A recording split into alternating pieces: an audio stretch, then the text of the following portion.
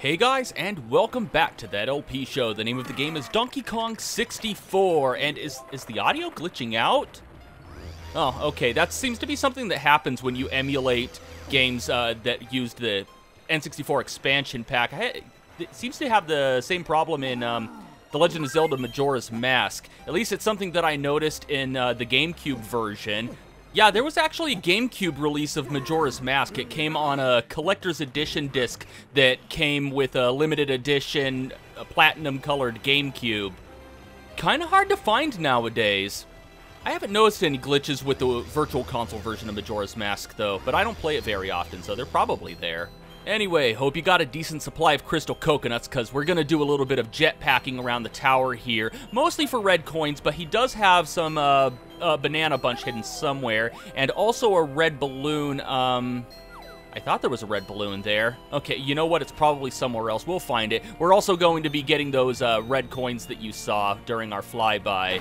And 27. Oh, God. That one drained fast. Anyway, we're going to start out a little low and work our way up. We're just going to be kind of spiraling our way up the tower to collect all of these things. Hopefully, we have enough by the time we get to the top, because you actually need to use the jetpack to get up to a bonus stage on top of the tower.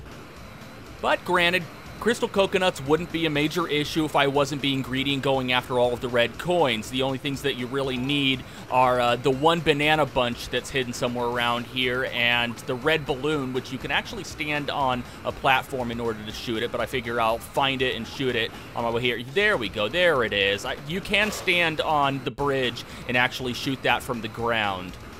So now we just have to go after the one banana bunch, and it's on top of, it's near the top of a wooden pole somewhere around here. But if you don't know where it is, you could be, oh good, crystal coconuts, so I can refuel. Ooh, almost landed there. That would have been a problem. Where was I? Oh yeah, the banana bunch. If you don't know exactly where it is, you could circle around the tower for a while looking for it, if you don't already... You know, if you haven't played the game before and you don't already know where all this stuff is. But I got it, and I think that's about it. So I'm just going to fly straight up, and we're looking for clouds here. Looking for clouds. There they are. All right. And there's a banana bunch right there. So we can land here. There we go. With 10 crystal coconuts remaining, so we should be able to use those. We're going to have to do a little bit more jetpacking a little later on. Welcome to bonus stage. All right, our final round of Big Bug Bash, and man, I am so glad to get this over with. We have 60 seconds to swat 10 of these little bastards, and of course, they're probably going to give me a hard time. Don't be surprised if you see a crossfade. Well, it's a bonus stage. I can always edit out during the fade to black, but I hate this mini game. Not because it's difficult, not because it's annoying, because, you know, with a little bit of patience, you'll get it eventually, unless the little bastards want to fly below the handle, which can get annoying. But my wife, I'll be sitting at my computer in the bedroom, and she'll be, I don't know, reading something on her laptop, and a fly will be buzzing around a room, and maybe it'll land on the lamp or something, and you'd think, oh, normal person, if a fly landed on the lamp or a light bulb, yeah, you smack it with a fly swatter, but no, not with her, not with her. She wants to swing the damn thing like it's a Louisville fucking slugger, knocking shit off of the nightstand in the process, and I'm just sitting at my computer. I don't notice any of this coming. I don't know about the fly. I just hear a loud thwap. And, you know, I'm a combat vet. I served 3 tours in Iraq, so, you know I'm a huge fan of sudden loud noises. So that's why I find Big Bug Bash so annoying, because it reminds me of my wife demolishing our bedroom furniture in order to kill a fly. And that stresses me out. And when I get stressed, I just want to dance. So we're going to the ballroom, and we can get to there through the number 3. Oh, you know what? Nope. Number 4. There we go. Number 4 warp pad. I don't know what I was thinking there. I think the number 3 warp pad goes to Cranky's lab, but we don't need to be there anymore. Yeah, all right. There we go. Yeah, the tag barrel right there is right in front of the entrance to the ballroom. And we'll top off on crystal coconuts. We'll probably need a few extras. It couldn't hurt.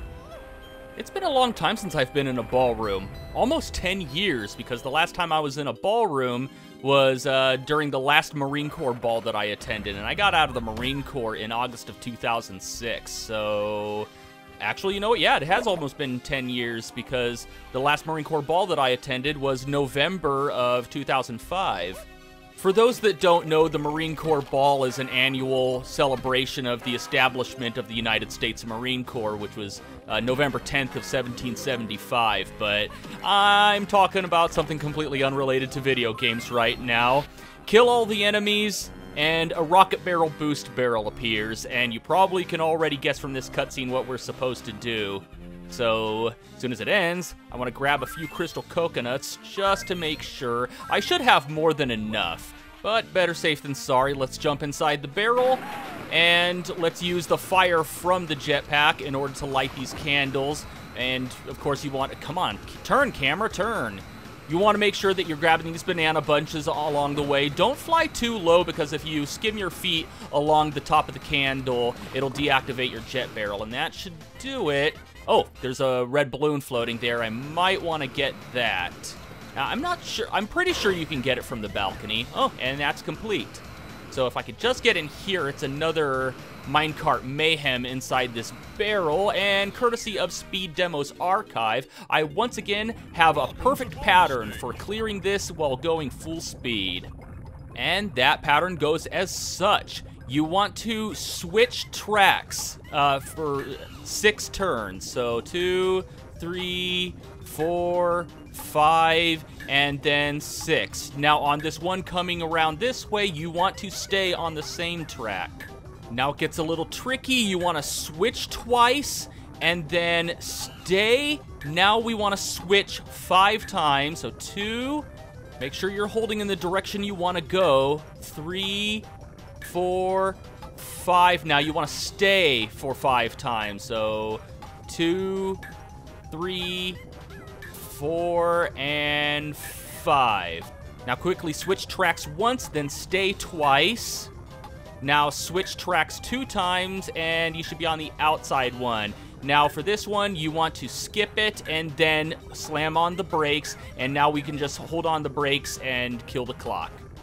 It can get a little tricky when you're quickly going from switching to staying on the same track, especially when you're towards the inside tracks, because whenever you push on the stick to switch tracks, or in order to switch tracks, it always seems to remember what you pressed last, and it kind of stays stuck in that position. So if you want to stay on a track, but previously before you switched, you might want to pull away from the track, or else it'll automatically turn. It's very hard to explain.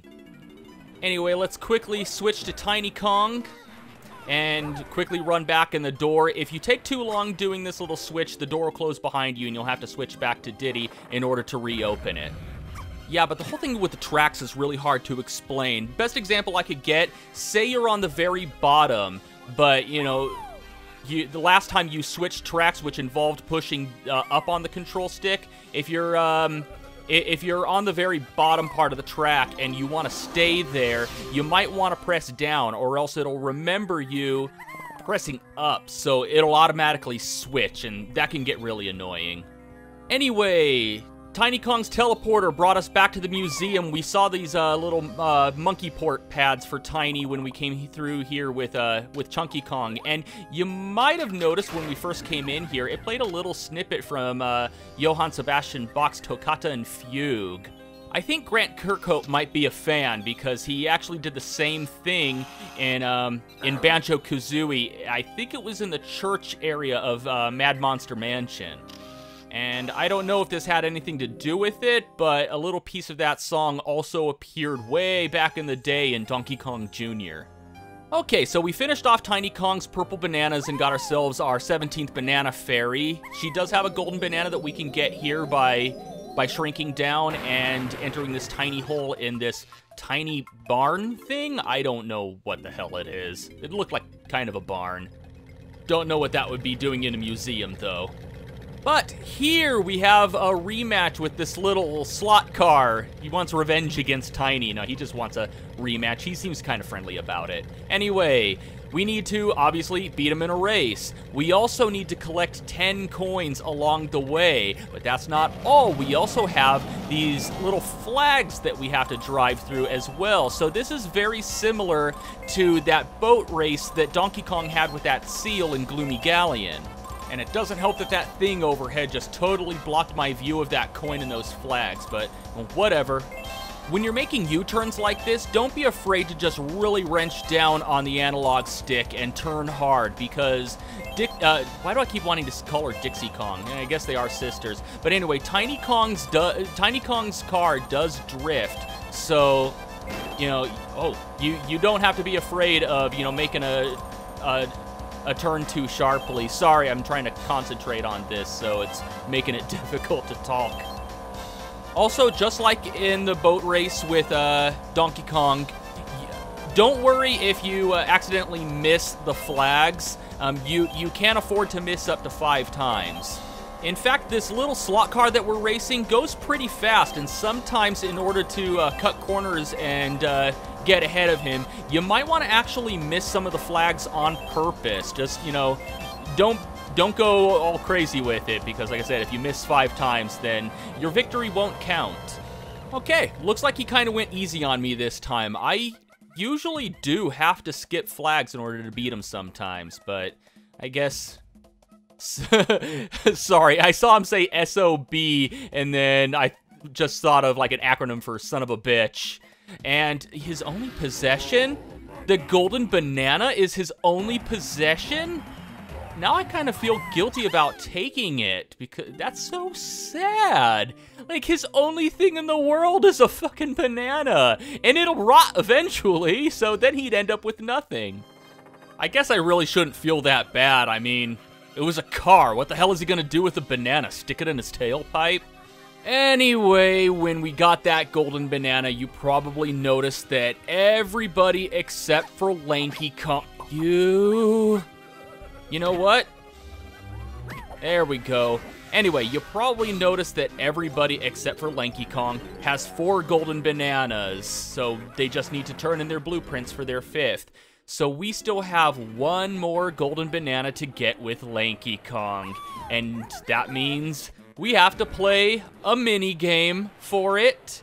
And you probably know what that mini game is. I told you I would save it for last, and that time has come.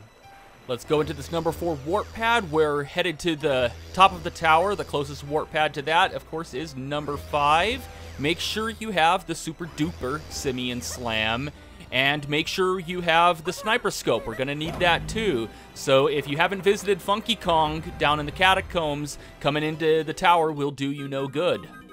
Got a few enemies that we need to take out. They're all critters in a sheet, and I think there's one more. There we go. Yeah, nice draw distance, game. Okay, so that makes his inflate pad appear. We'll be using that in a little bit. Of course, we have this blue balloon that I want to shoot first. And, yeah, of course I missed. All right, looks like it floated right about here, so let's wait for it. There we go. All right, so we have some grape switches here, which are way too far away to reach without the sniper scope, and there's 3 of them. And I believe I can hit the other one from here. There we go. And let's come over as soon as the cutscene's done. Come on, all you needed to do is make a little clicky noise. You didn't really need to have a cutscene for every single switch that I hit. Okay, and there it is. And after we shoot this, that should get the big fan in the center going. Or is it a fan, or is it just... Doesn't look like there's a fan there. Okay, so it just opens the thing up so air can come through. We're too heavy right now to be lifted all the way up there, so let's make ourselves as light as a balloon, and as soon as we inflate, we don't have to float all the way up. Just enter here while inflated, and we'll be blown all the way up to the bonus barrel. Okay, final round of Beaver Bother, take 2. If you're actually seeing this footage, that means I was actually successful. It's just as strict and just as annoying as it was before. 15 beavers within 60 seconds. Doing the math, that's an average of of, I want to say 4, or what, 1 beaver for every 4 seconds on average? Yeah, wow, that's strict. Jesus. You know what? I need to do a little bit of research. I need to see if the person responsible for this particular mini game is working on ukulele. Because if they are, I need to send a tweet to Platonic to say, hey, slap that guy. Slap that guy hard. Don't fire him. Don't take him off the project. Just punish him for what he did. And the beavers never bothered me anyway. That is it. That is it. We are done with Beaver Bother. I'm flabbergasted. I can't even speak. Okay, I don't know how to get down from here without you know, getting splatted on the ground because it's such a high fall. I mean, it's possible. I've done it before. Yeah, because you can kind of finagle your way back into the current before you hit the bottom. I'm not a master at that, though. But not only are we done with Beaver Bother, we're done with all of the mini games in DK64. That was the last one. Let's turn our blueprints into snide. All right, let's go ahead and watch the breakfast machine make the Kongs their favorite part of a balanced breakfast. Actually, that's a misconception about apes. They don't actually eat bananas. They eat sticks and termites to make their bowel movements regular. Shut up, nerd, or I'll give you a banana wedgie. Yes, sir. Whoa, seem to have 2 personalities going here, which is appropriate since we should be getting 2 bananas for Diddy Kong. If you remembered to get his blueprint out on DK Isle, you should be able to turn that in, along with the one you got here in Creepy Castle. Let's see how the fruit roll-up's coming along. We have 1 more piece to get. Where could it be? It's out on DK Isle. We'll find it towards the end. Okay, now we just need to find a door to get to Trough and Scoff so we can take on the boss of this area. And I believe there's one next to the number 4 warp pad. There's probably one that was closer, but, you know, it doesn't take too much time to get here. And there it is. Oh, you know what? I should probably see if I got everything. Yep. Good on Tiny Kong, good on Chunky Kong, and good on DK. All right, let's enter. And this will be our final visit to Trough and Scoff. Let's see how much this fat ass is asking for. 400? How the hell do you keep getting hungrier? I think the better question is, how does he keep losing the weight after gorging himself? Oh no, he's bulimic. Scoff, buddy, don't buy into society's fabricated idea of beauty. What you're doing is unhealthy and dangerous. There's people you can talk to, people who will understand. You need help. Meet me after the boss fight. I'll give you a list of websites.